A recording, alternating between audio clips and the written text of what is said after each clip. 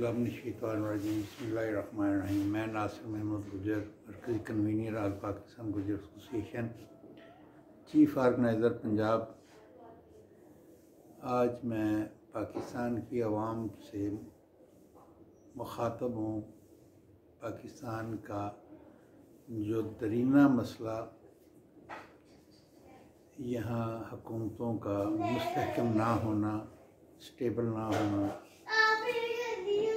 मेरे अजीज हमवतनों, पाकिस्तान की बदकिस्मती है कि 14 अगस्त 1947 को जब पाकिस्तान आज़ाद हुआ तो आज़ादी के दूसरे दिन ऐलान हिंदुस्तान का 15 अगस्त 1947 को हिंदुस्तान आज़ाद हुआ। वहाँ क्योंकि डेमोक्रेटिक क़ुव्वतें मजबूत थीं, हमारे मुल्क में डेमोक्रेटिक क़ुव्वतें इतनी मजबूत नहीं थीं। गो कि हमारे बाबाए कौम हज़रत मोहम्मद अली जिन्ना कायद-ए-आज़म रहमतुल्लाह, वो एक मजबूत शख्सियत के मालिक थे, मगर बदकिस्मती से जब मुल्क माज़े वजूद में आया तो वो शदीद बीमार थे। वो पहले गवर्नर जनरल तो बन गए, मगर उनकी हालत जिस्मानी इतनी अच्छी नहीं थी, जिस वजह से ये मामला बिगड़ते बिगड़ते बिगड़ते आज इस नहज पे आ गए हैं कि इससे पहले 71 में मुल्क दोलख्त हुआ और आज हम लोगों को मुल्क की सलामती के हवाले से डर ही रहता है। हमारी हमेशा से हमारे ख़ास व आम हमारे सियासी लीडरान, मजहबी लीडरान, उनको पाकिस्तान की सालमियत का डर रहता है कि खुदा न खास्ता यहाँ कोई हादसा ना हो जाए। तो मेरे अज़ीम हमवतनों, हुआ ये कि 15 अगस्त 1947 को जब हिंदुस्तान का ऐलान हुआ तो वहाँ की डेमोक्रेटिक क़ुव्वतों ने जो असम्बलियाँ 47 से 14 अगस्त 1947 से पहले थी, उनको डिज़ॉल्व करके तो एक कौमी असम्बली का इलेक्शन ऐलान किया, जिसका काम सिर्फ ये था कि उसने मुल्क हिंदुस्तान का आइन बनाना और आइन के मुताबिक फिर अगले इलेक्शन करवाने थे। उन्होंने वो इलेक्शन करवाए, आइन बना और उसके बाद वो असम्बली डिज़ॉल्व हो गए, नए कौमी और सूबाई असम्बलियों के इलेक्शन हुए। तो वहाँ का निज़ाम आज इतना मजबूत है कि जो भी हालात वहाँ आ जाएँ, वहाँ की जो नादीदा क़ुव्वतें हैं वो मुल्क के आइन को ख़त्म करने या मुअत्तल करने का नहीं सोचते। बदकिस्मती से एक दिन पहले मार्ज़ वजूद में आने वाला मुल्क पाकिस्तान, वहाँ पाकिस्तान में ये हुआ कि जो 1947 से पहले की कौमी व सूबाई असम्बलियाँ थीं वो कंटिन्यू की।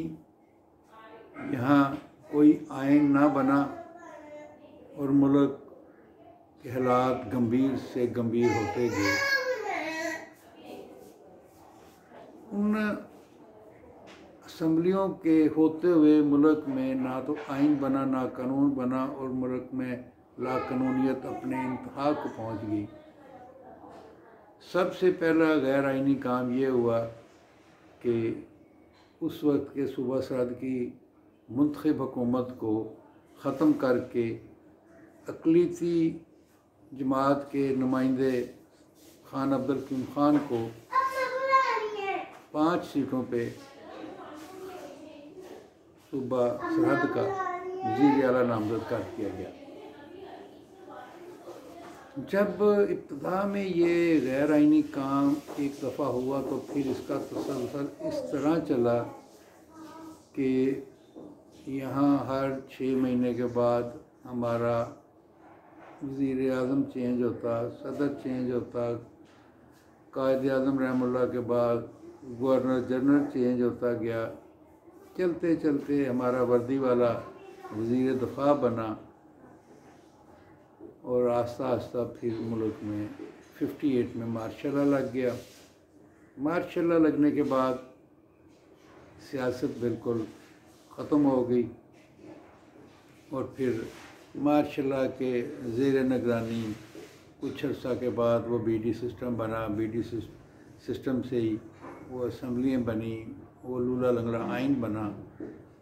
और जाते जाते जब अयूब खान ने इक़्तिदार यहिया खान को सौंपा तो जो उसने अपना सो कॉल्ड आइन बनाया था उसको वो ख़त्म खुद ही कर गया और हुकूमत फिर फ़ौज के हवाले करके चला गया।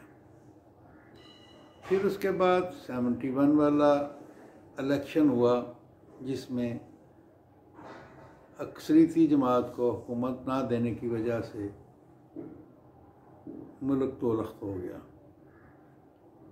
जब मुल्क दोलख्त हुआ तो फिर उस मार्शलाई हुक्मरान ने एक नई तरह का civil martial administrator Zulfikar Ali Bhutto को नामज़द किया। जुल्फ़िकार अली भुट्टो ने और कुछ किया या नहीं किया, मगर उसने